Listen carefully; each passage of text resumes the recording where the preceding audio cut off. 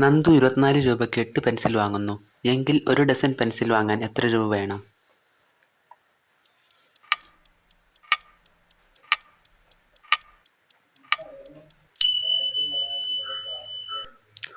50-ന് താഴെ എത്ര അഭാജ്യസംഖ്യകളുണ്ട്?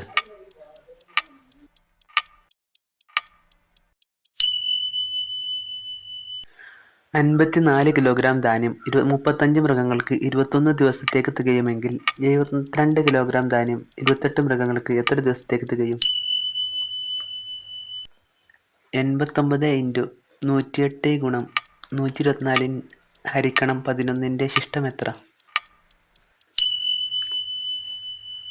ഒരു മീറ്റിംഗിൽ പങ്കെടുത്ത 10 പേർ പരസ്പരം ഹസ്തദാനം ചെയ്താൽ ആകെ എത്ര ഹസ്തദാനം?